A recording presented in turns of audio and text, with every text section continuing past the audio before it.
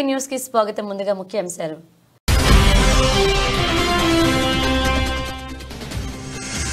Ukraine తో యుద్ధం ముగింపుపై Putin కీలక ప్రకటన.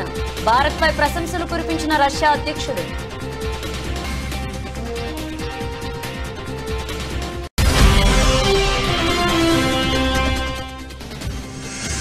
రెండు రోజులు కువైట్ పర్యటనకు వెళ్లిన ప్రధాని. భారత్ గల్ఫ్ దేశాల మధ్య శాంతి భద్రత స్థిరత్వం ముఖ్యమన్న మోదీ.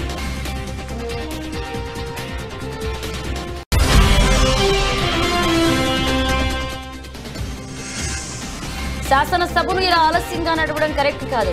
స్పీకర్ కు హరీష్ రావు సూచన.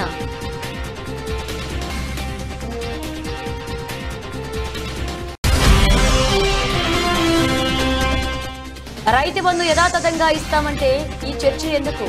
కాంగ్రెస్ ప్రభుత్వాన్ని నిలదీసిన కేటీఆర్.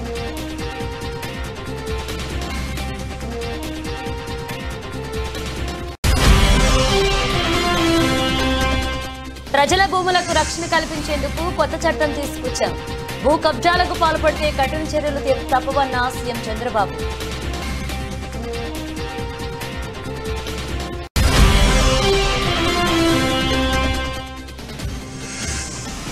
ముగిసిన లీగ్ దశ ఘన విజయం నమోదు చేసిన టైటాన్స్.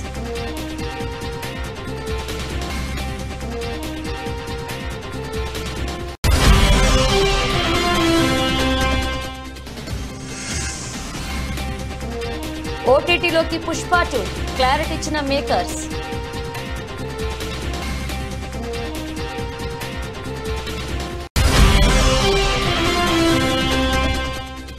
స్టాక్ మార్కెట్ల నష్టాల పరంపర. ఆవిరైన 18 లక్షల కోట్లు, 4000 పాయింట్లకు పైగా నష్టపోయిన సెన్సెక్స్. శ్రీ సత్యసాయి జిల్లా మడకశిరం బుల్లసముద్ర సమీపంలో ఘోర రోడ్డు ప్రమాదం చోటు చేసుకుంది. అమరాపురం మండలం కేఎన్పల్లె గ్రామానికి చెందిన 13 మంది టెంపో ట్రావెల్లో తిరుపతి వెంకన్న స్వామి దైవ దర్శనానికి వెళ్లి తిరిగి స్వగ్రామానికి వస్తున్న సమయంలో బుల్ల సముద్రం వద్ద టెంపో ట్రావెల్ లారీకి ఢీకొని రత్నమ్మ, మనోజ్, అథర్వ, ప్రేమకుమారి అనే 4 మృతి చెందారు. మిగతా వారందరూ మడకశిర ప్రభుత్వ ఆసుపత్రిలో చికిత్స పొందుతున్నారు. వారిలో 5 మంది పరిస్థితి కూడా విషమంగా ఉంది. ప్రమాదానికి ముఖ్య కారణం పొగమంచు వలన లేదా డ్రైవర్ నిద్రమత్తు వలన ఈ ఘటన చోటు చేసుకుని ఉండవచ్చని పోలీసులు అనుమానం వ్యక్తం చేస్తున్నారు. ఈ సంఘటనతో కేఎన్పల్లె గ్రామంలో తీవ్ర విషాద ఛాయలు అలుముకున్నాయి. మడకశిర పోలీసులు కేసు నమోదు చేసుకుని దర్యాప్తు చేస్తున్నారు.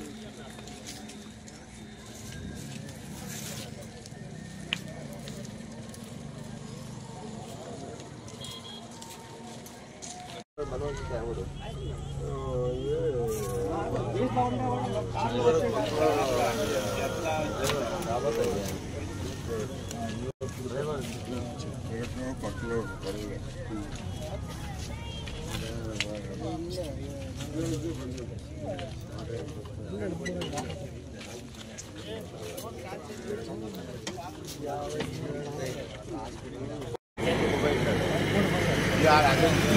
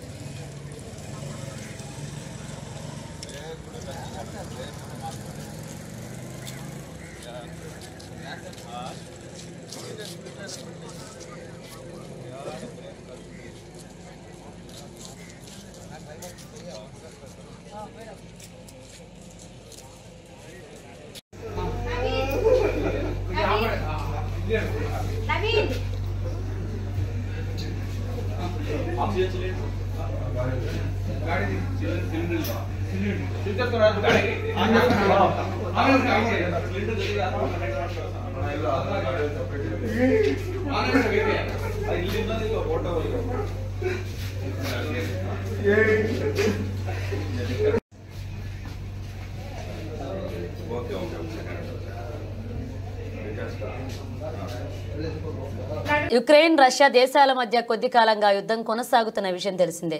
యుక్రెయిన్లోని పలు ప్రాంతాలపై రష్యా మిసైళ్ల వర్షం కురిపిస్తూనే ఉంది. ప్రతిగా అమెరికా మద్దతు రష్యాపై యుక్రెయిన్ దళాలు దాడులు చేస్తున్నాయి. యుక్రెయిన్పై దాడులను ఆపాలని పలుమార్లు అమెరికా సహా పలు దేశాలు రష్యాను హెచ్చరించగా మరికొన్ని దేశాలు సూచనలు చేశాయి. అయితే రష్యా అధ్యక్షుడు వ్లాదిమిర్ పుతిన్ మాత్రం వెనక్కు తగ్గేది లేదు అని స్పష్టం చేస్తూ వచ్చారు. అయితే తాజాగా యుక్రెయిన్తో యుద్ధం ముగించేందుకు సిద్ధంగా ఉన్నామని పుతిన్ పేర్కొన్నారు. అయితే కొన్ని షరతులు విధించారు. గురువారం సుదీర్ఘంగా సాగిన విలేకరుల సమావేశంలో మీడియా ప్రతినిధులు అడిగిన వివిధ ప్రశ్నలకు పుతిన్ సమాధానమిచ్చారు. యుక్రెయిన్పై యుద్ధ విషయాన్ని ప్రస్తావించగా యుక్రెయిన్తో యుద్ధం ముగించేందుకు తాము సిద్ధంగా ఉన్నామని, అయితే ఆ దేశ అధ్యక్షుడు జెలెన్స్కీతో మినహా ఎవరితోనైనా చర్చించడానికి సిద్ధంగా ఉన్నామని చెప్పారు. ఎలాంటి ముందస్తు షరతులు కూడా పెట్టబోమన్న పుతిన్ ఆ దేశ పార్లమెంట్తోనే చర్చలు జరుపుతామని చెప్పారు. యుక్రెయిన్పై తాము చేపట్టిన ప్రత్యేక సైనిక ఆపరేషన్ విజయవంతం అవుతుందని పుతిన్ పేర్కొన్నారు. తమ దళాలు రోజుకొక చదరపు కిలోమీటర్ యుక్రెయిన్ భూభాగాన్ని ఆక్రమిస్తూనే ఉన్నాయని, యుక్రెయిన్తో యుద్ధంలో తాము విజయానికి చేరువలో ఉన్నామని పుతిన్ పేర్కొన్నారు. అమెరికా అధ్యక్షుడిగా ఎన్నికైన డొనాల్డ్ ట్రంప్ గురించి పుతిన్ మాట్లాడుతూ ట్రంప్తో 4 ఏళ్లుగా తాను మాట్లాడలేదు, అయితే ప్రస్తుతం ఆయనతో భేటీ అయ్యేందుకు సిద్ధంగా ఉన్నట్లుగా పుతిన్ చెప్పారు. భారతదేశం ఆర్థికంగా పురోభివృద్ధి చెందుతుందన్న దేశమని పుతిన్ పేర్కొన్నారు. ఈ క్రమంలో ప్రధాని నరేంద్ర మోదీ ఆధ్వర్యంలో భారత ప్రభుత్వం తీసుకుంటున్న నిర్ణయాలపై ప్రశంసల జల్లు కురిపించారు. ప్రధాని నరేంద్ర మోదీకి మేక్ ఇన్ ఇండియా అనే కార్యక్రమం ఉంది. భారతదేశంలో పలు విభాగాల్లో మా తయారీ కార్యకలాపాలను ఏర్పాటు చేయడానికి మేము కూడా సిద్ధంగా ఉన్నాం. మోదీ నాయకత్వంలో భారత ప్రభుత్వం స్థిరమైన పరిస్థితులను సృష్టిస్తోంది. భారత్లో పెట్టుబడులు పెట్టడం లాభదాయకమని మేము నమ్ముతున్నామంటూ పుతిన్ పేర్కొన్నారు. Friendly relation with China and India and have warm relations with Prime Minister of India. Those who have passed away already or those who still live today, I would like to have a cup of tea. While from those living today, I would like to have more time to spend with my relatives, with members of my family and my friends. I would like to have more opportunities to drink a cup of tea with them. As for the world leaders who have passed away already,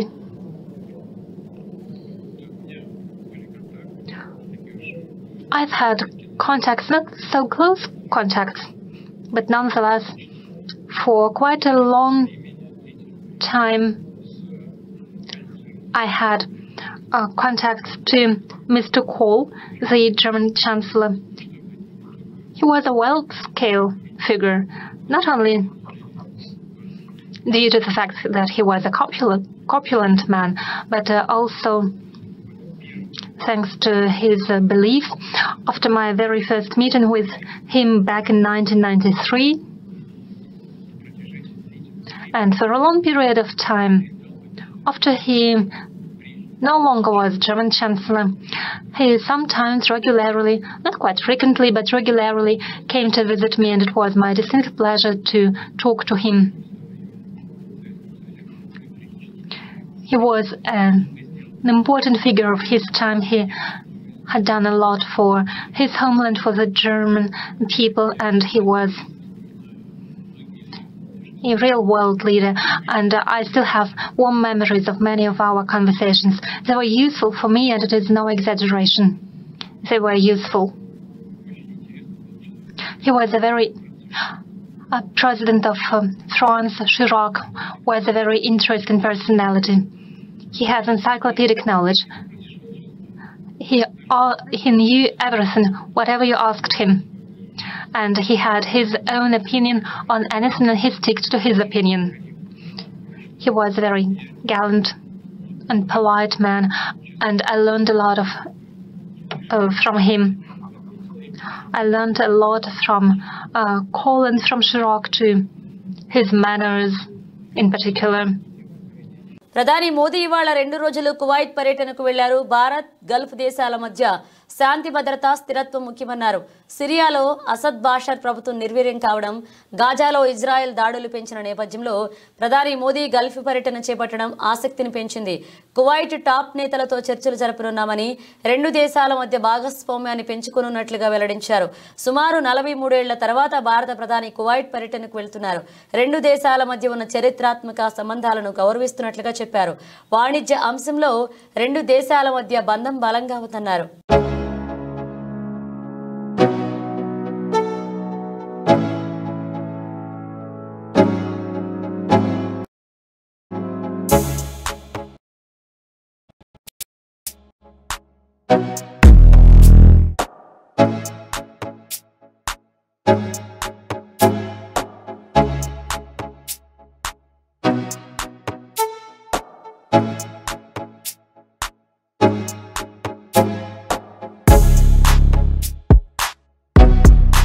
శాసనసభను 10 నిమిషాలు ఆలస్యంగా ప్రారంభించడంపై ప్రధాన ప్రతిపక్ష party BRS తీవ్ర అభ్యంతరాన్ని వ్యక్తం చేసింది. సభ ప్రారంభమైన వెంటనే speaker అనుమతితో మాజీ మంత్రి సిద్దిపేట బీఆర్ఎస్ ఎమ్మెల్యే హరీష్ రావు మాట్లాడారు. సమయం 10:10 కావచ్చింది. ఈ సెషన్లో ఏ ఒక్క రోజు కూడా అసెంబ్లీ 10 అంటే 10 గంటలకు ప్రారంభం కాలేదు. మీరు లాస్ట్ సెషన్ చూడండి. 10 ఏళ్లు సభ నడిపితే అదే 10 గంటలకు ఖచ్చితంగా సభ నడిపాం. సభా సమయపాలన పాటించాం. ముఖ్యం. అలాగే ప్రతిరోజు ఈ సెషన్లో 5, 10, 15 నిమిషాలు ఆలస్యంగా సభ ప్రారంభం కావడం కరెక్ట్ కాదు అన్నారు. సభ అందరికీ ఆదర్శంగా ఉండాలి. మనమే ఇలా ఆలస్యంగా నడవడం కరెక్ట్ కాదని మనవి చేస్తున్నా అంటూ హరీష్ రావు పేర్కొన్నారు. అనంతరం స్పీకర్ అనుమతితో వ్యవసాయ శాఖ మంత్రి తుమ్మల నాగేశ్వరరావు రైతు భరోసాపై స్వల్పకాలిక చర్చ ప్రారంభించారు. రైతు భరోసా విధి విధానాలపై సూచనలు ఇవ్వాలని మంత్రి తుమ్మల సభ్యులను కోరారు. సంక్రాంతి పండుగ నాటికి రైతు భరోసాపై విధి విధానాలను ఖరారు చేసి ఆ తర్వాత రైతు భరోసా చెల్లింపులు చేస్తామన్నారు మంత్రి. ఒక్క రోజు కూడా అసెంబ్లీ 10 అంటే 10 గంటలకు స్టార్ట్ కాలేదు. మీరు లాస్ట్ సెషన్ చూడండి. మేము 10 ఏళ్లు సభ నడిపితే 10 అంటే 10 గంటలకు ఖచ్చితంగా టెన్షన్గా సభ నడిపాం అధ్యక్ష. సభ సమయపాలన పాటించడం అనేది చాలా ముఖ్యం అధ్యక్ష. ప్రతిరోజు కూడా ఈ సెషన్లో మీరు చూస్తే రోజు 5 నిమిషాలు, 10 నిమిషాలు, 15 నిమిషాలు సభ ఆలస్యంగా ప్రారంభం కావడం కరెక్ట్ కాదు అధ్యక్ష. సభ అందరికీ ఆదర్శంగా ఉండాలి, కానీ మనమే ఇట్లా ఆలస్యంగా నడపడం అయితే కరెక్ట్ కాదని మీకు మనవి చేస్తున్నాం. గత ప్రభుత్వం అమలు చేస్తున్న రైతు బంధు పథకం లబ్ధిదారులకు ఉన్నట్లుగా ఇచ్చే ఉద్దేశం ఉంటే రైతు బంధుపై చర్చెందుకు అని కాంగ్రెస్ ప్రభుత్వానికి BRS working president MLA KTR నిలదీశారు. రైతు భరోసాపై ప్రభుత్వం చేపట్టిన స్వల్పకాలిక చర్చ సందర్భంగా కేటీఆర్ మాట్లాడారు. గత ప్రభుత్వం ఈ పథకాన్ని ప్రారంభించి 73,000 కోట్ల రైతు ఖాతాల్లో జమయ్యాయి. మేము ఒక దఫా మాత్రమే చెల్లించామని వ్యవసాయ శాఖ మంత్రి తుమ్మల నాగేశ్వరరావు చెప్పడం అభినందనీయం.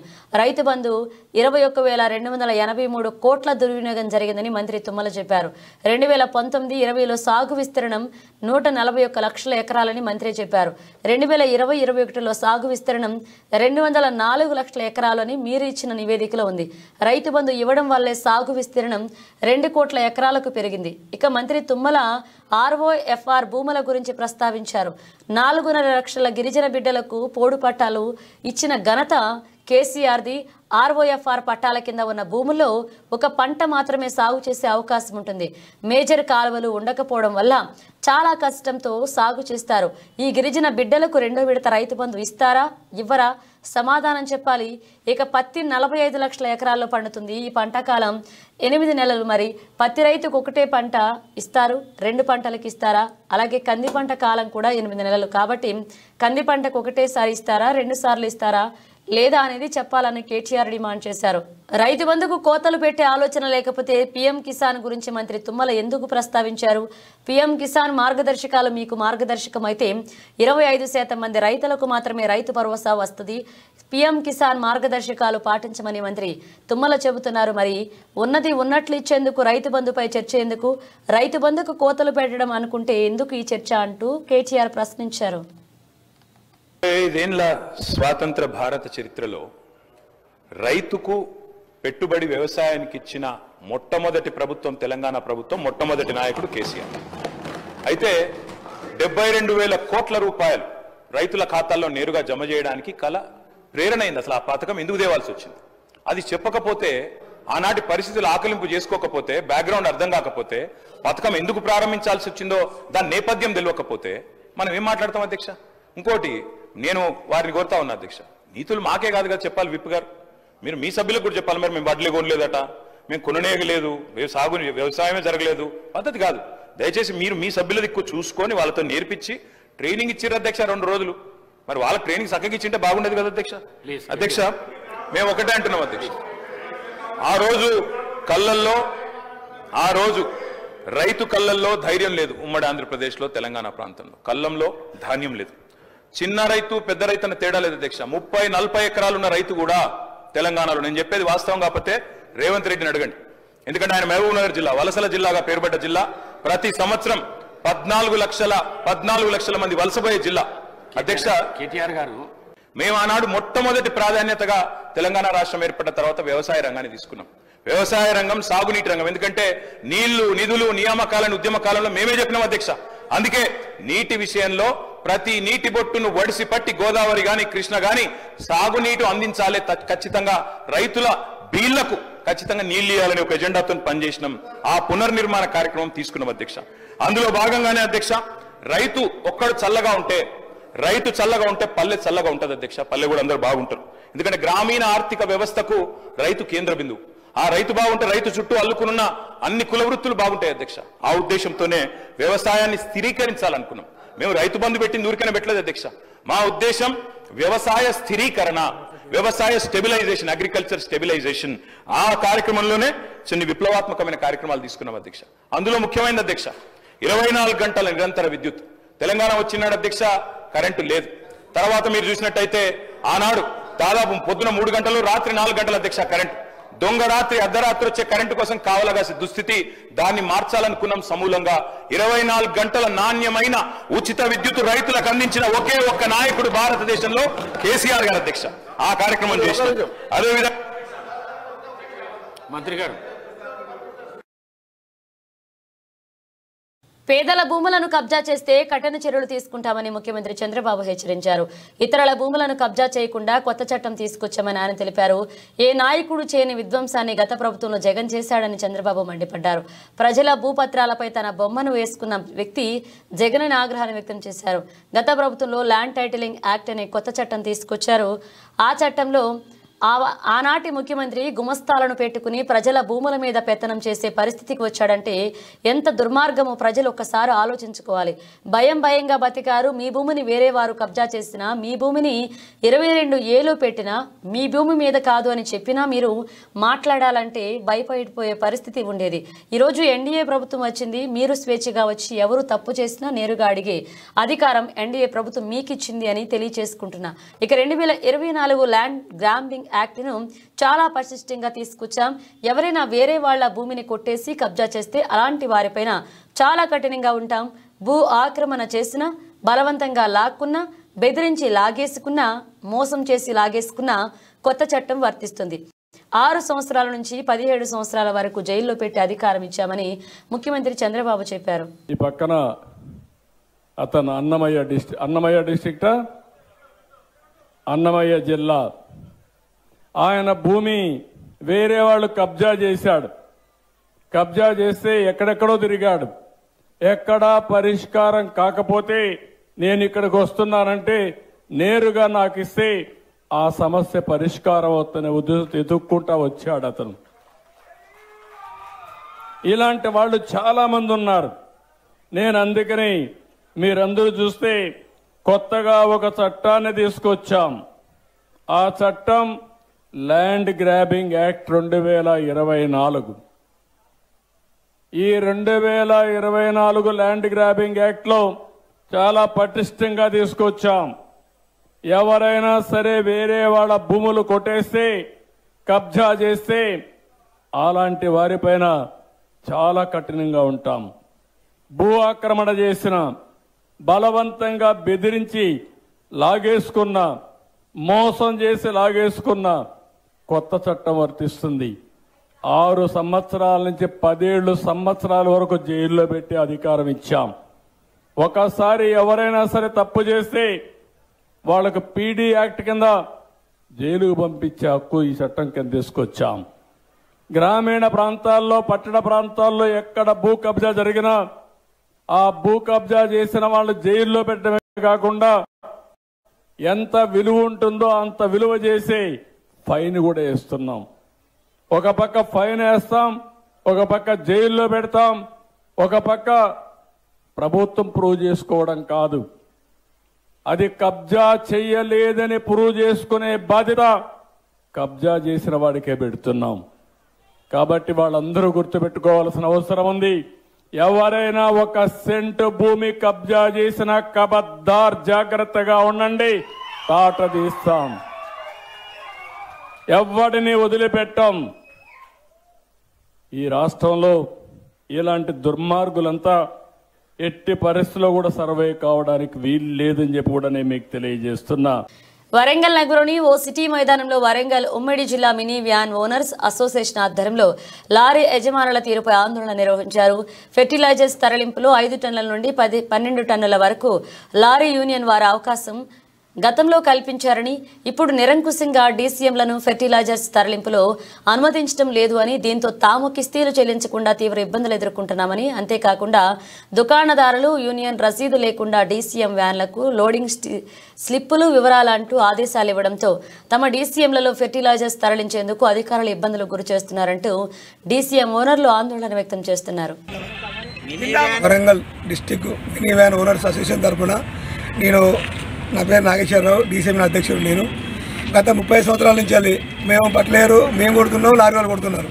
ఇన్ని రోజులు ఏ ప్రాబ్లం లేదు మాకు. ఒక 2-3 ఇయర్స్ నుంచి ఒక లారీ యూనియన్ వాళ్ళు ఏర్పడిన తర్వాత వాళ్ళు మమ్మల్ని మా బండ్లు లోడింగ్ పోనీయకుండా మేము 10 నుంచి 12 టన్నుల వరకు వేసుకుంటామని అన్న తర్వాత కొండా సురేఖ మేడం గారి దగ్గరికి వెళ్ళడం జరిగింది. మేము ఆ మేడం గారు నవీనకి అప్పగించి మాకు మా ప్రాబ్లం సాల్వ్ చేసినారు.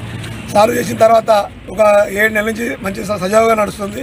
నడిచిన తర్వాత ఈ మధ్యలో లారీ బ్రోకర్స్ నేను మళ్ళీ వాళ్ళు లారీ వాళ్ళు మమ్మల్ని లోడింగ్ చేయకుండా, మా బండ్లు పోకుండా, ఈయనకు పోతే అక్కడ రాసే వాళ్ళని రానియకుండా మమ్మల్ని ఇబ్బంది పెట్టుకుంటూ మా బండ్లు ఎటు వెళ్లకుండా అడ్డ మీద బండ్లని జామ్ అయ్యి మా ఓనర్లు తిండికి లేక చాలా కష్టంగా డ్రైవర్ చేత వెళ్ళక చాలా నష్టపోతున్నాము.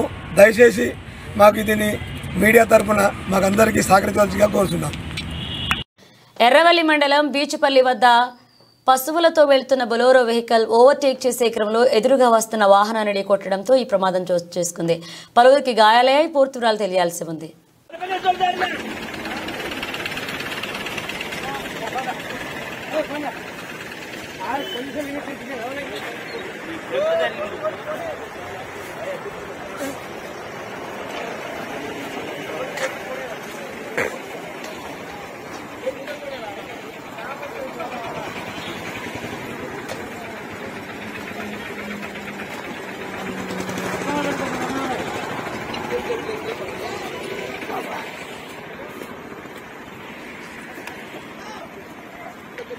నిర్మల్ జిల్లా కేంద్రంలో బస్ డిపో ముందర ధర్నా చేపట్టడం జరిగింది. అర్హులైన దివ్యాంగులకు ఉచిత ప్రయాణం కల్పించాలని కోరారు.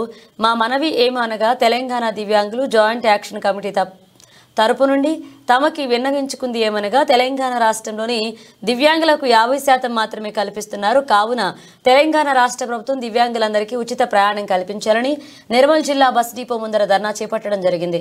మేము శారీరకంగా, మానసికంగా, ఆర్థికంగా ఎన్నో ఇబ్బందులు పడుతున్నాం. ఈ తరుణంలో సకలాంగులైన మహిళలకు ఉచిత ప్రయాణం కల్పిస్తామన్నారు. మేము దివ్యాంగులమైన మాకు ఎన్నికల మేనిఫెస్టోలో ఇచ్చిన మాట ప్రకారం మా దివ్యాంగులపైన మా పూర్తి 100% రాయితీ కల్పించాలని కోరుతున్నాం. ఈ యొక్క కార్యక్రమంలో రాష్ట్ర కన్వీనర్ సత్తి సాయన్న, కోకన్నె కె ప్రవీణ్ కుమార్, కార్యనిర్వాహక కార్యదర్శి టి ముత్యం, జిల్లా అధ్యక్షులు సిహెచ్ నరసయ్య, కోశాధికారి కె భగవాన్, కె నరసయ్య, సత్యనారాయణ, చిక్కన్న, స్వామ్య, శాంత, గాంధారి, శ్రీను, భోజారెడ్డి, గుండపల్లి నారాయణ, జి లక్ష్మీనారాయణ పాల్గొన్నారు. తెలంగాణ దివ్యాంగుల జైలు యాక్షన్ తరఫు నుండి నేను ఇంతకుముందు ఎన్నికలలో మన గౌరవనీయులైనటువంటి ముఖ్యమంత్రి వర్యులు రేవంత్ రెడ్డి గారు మాకు ఎన్నికల మేనిఫెస్టో ప్రకారంగా మాకు ఉచిత బస్సు ప్రయాణం కల్పిస్తామని చెప్పి చెప్పడం జరిగింది. మరి ఇప్పటి వరకు ఎలాంటి ఊసి లేదు. అదే సకలాంగులైనటువంటి దివ్యాంగులకు ఉచిత సౌకర్యం కల్పిస్తున్నారు. మరి అదే మరి వారికి ఇచ్చినంత మాకు సంతోషమే. కానీ మాకు కూడా మా దివ్యాంగులకు రాష్ట్రంలో ఉన్నటువంటి దివ్యాంగులు శారీరకంగా, మానసికంగా, ఆర్థికంగా ఎన్నో రకాలుగా కుదిరిపోయిన తరుణంలో మాకు ఈ ఉచిత బస్ సౌకర్యం కల్పించాలి. ఎందుకంటే మీరు అసెంబ్లీ తీర్మానం చేసి మాకు ఉచిత బస్ ప్రయాణం కల్పించే విధంగా చేయాలని చెప్పి మా దివ్యాంగుల ప్రో కబడ్డీ లీగ్ 11వ సీజన్ లీగ్ దశను తెలుగు టైటాన్స్ విజయంతో ముగించింది. శుక్రవారం జరిగిన తమ ఆఖరి లీగ్ మ్యాచ్లో టైటాన్స్ 48-36 తేడాతో పూణేరి ఫల్తాన్ పై అద్భుత విజయం సాధించింది. టైటాన్స్ జట్టులో కెప్టెన్ పవన్ సెహ్రావత్ మరొకసారి సూపర్ 10తో కదం తొక్కాడు. పవన్ కు తోడు ఆశిస్ నార్వల్, డిఫెండర్ అంకిత్ కూడా సత్తా చాటారు. పూణే జట్టుతో అజిత్, ఆర్యవర్ధన్ ఆకట్టుకున్నారు. మొత్తం 22 మ్యాచ్ల్లో 12 విజయాలు సాధించిన టైటాన్స్ 66 పాయింట్లతో యు ముంబాతో సమంగా నిలిచింది. లీగ్లో ఇప్పటికే 5 బెర్తులు ఖరారు కాగా మరొక బెర్తు ఎవరితో త్వరలో తేలనుంది. మరొక వైపు 21 మ్యాచ్ల్లో 10వ ఓటమితో పూణే ప్లేఆఫ్స్ రేస్ నుంచి నిష్క్రమించింది.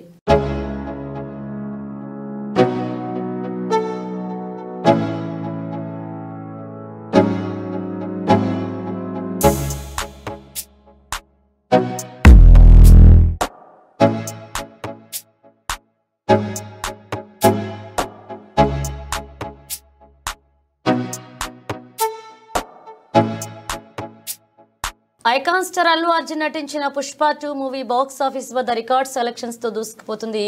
2 వారాల్లోనే ప్రపంచ వ్యాప్తంగా 1500 కోట్లకు పైగా గ్రాస్ వసూళ్లను సాధించింది. ఇక నార్త్ లోను రికార్డులను అన్నింటినీ తుడిచిపెట్టేస్తుంది. 15 రోజుల్లోనే 632.50 నెట్ వసూళ్లను రాబట్టింది. ఈ క్రమంలో హిందీ సినిమాల చరిత్రలోని అత్యధిక వసూళ్లను రాబట్టిన చిత్రంగా నిలిచింది. విడుదలై 2 వారాలు పూర్తయినా కూడా హౌస్ ఫుల్ బోర్డులతో సక్సెస్ఫుల్ రన్ అవుతుంది. అయితే గత 2-3 రోజులుగా ఈ చిత్ర ఓటీటీకి సంబంధించిన వార్తలు హల్చల్ చేస్తున్నాయి. జనవరి 9న పుష్ప 2 మూవీ ఓటీటీలోకి రానుందనేది సదరు వార్తల సారాంశం. వీటిపై చిత్ర బృందం స్పందించింది. అవన్నీ రూమర్లే అని కొట్టిపారేసింది. ఇప్పట్లో ఈ చిత్రం ఓటీటీలోకి రాదు అని, థియేటర్లలో ఈ మూవీని చూసి ఆస్వాదించాలని తెలిపింది.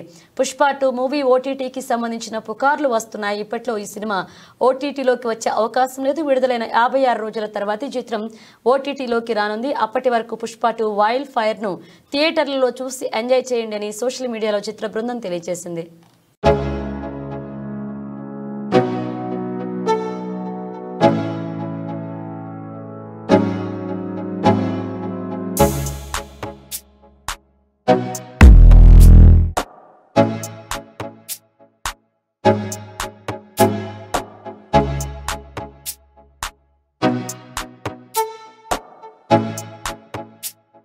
స్టాక్ మార్కెట్ల నష్టాల పరంపర కొనసాగుతుంది. వచ్చే ఏడాది రేట్లను ఆశించిన స్థాయిలో కోతలు ఉండకపోవచ్చని అమెరికా ఫెడరల్ రిజర్వ్ సంకేతాలు ఇవ్వడం మదుపరల్లో సెంటిమెంట్ను దెబ్బతీసింది. దీంతో వరుసగా అంతర్జాతీయ మార్కెట్లు నష్టాల్లో ట్రేడ్ అవుతుండడం, విదేశీ సంస్థాగత పెట్టుబడిదారుల భారీగా తమ పెట్టుబడులను తరలించుకుపోతుండడంతో వరుసగా 5వ రోజు శుక్రవారం సూచీలు నష్టాలు ఏరులు పారాయి. ఇంట్రాడేలో 1300 పాయింట్లకు పైగా నష్టపోయిన 30 షేర్ల ఇండెక్స్ సూచీ సెన్సెక్స్ చివరకు మార్కెట్ ముగిసే సమయానికి 1176.46 పాయింట్లు లేదా 1.49% పతనం చెంది 79,000 పాయింట్ల దిగువకు 78,041.59 వద్ద ముగిసింది. మరొక సూచి నిఫ్టీ కూడా 364.20 పాయింట్లు లేదా 1.52% కోల్పోయి 23,587.50 వద్ద ముగిసింది. దీంతో వరుసగా 5 రోజుల్లో మదుపరులు 18 లక్షల కోట్లకు పైగా సంపదను కోల్పోయారు. దీంతో బీఎస్ఈలో లిస్ట్ అయిన సంస్థల మార్కెట్ విలువ 18,43,121.27 కోట్లు కరిగిపోయి 4,40,99,217.32 కోట్లకు పడిపోయింది. గత 5 సెషన్స్లో సెన్సెక్స్ 4,091.53 పాయింట్లు లేదా 4.98%, నిఫ్టీ 1,180.8 పాయింట్లు లేదా 4.76% కోల్పోయింది.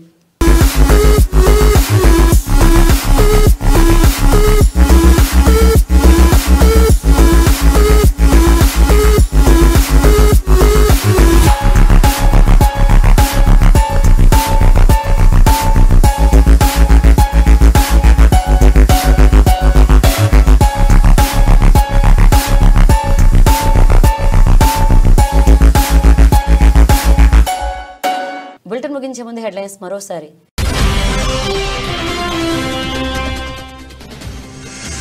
యుక్రెయిన్తో యుద్ధం ముగింపుపై పుతిన్ కీలక ప్రకటన.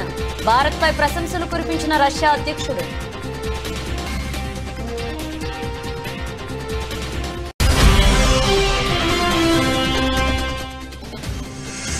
రెండు రోజులు కువైట్ పర్యటనకు వెళ్లిన ప్రధాని. భారత్ గల్ఫ్ దేశాల మధ్య శాంతి భద్రత స్థిరత్వం ముఖ్యమన్న మోదీ.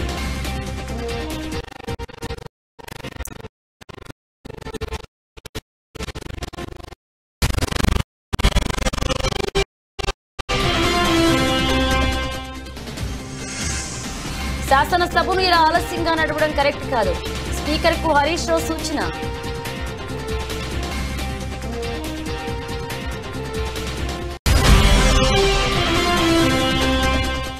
రైతు బంధు యథాతథంగా ఇస్తామంటే ఈ చర్చ ఎందుకు? కాంగ్రెస్ ప్రభుత్వాన్ని నిలదీసిన కేటీఆర్.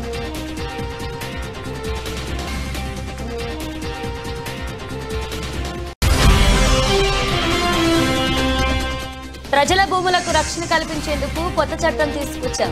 భూ కబ్జాలకు పాల్పడితే కఠిన చర్యలు తప్పవన్న సీఎం చంద్రబాబు.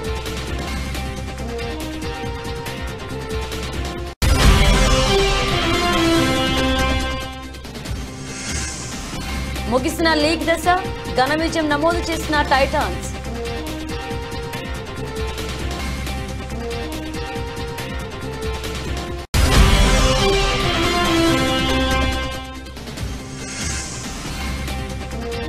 ఓటీటీలోకి పుష్ప 2 క్లారిటీ ఇచ్చిన మేకర్స్.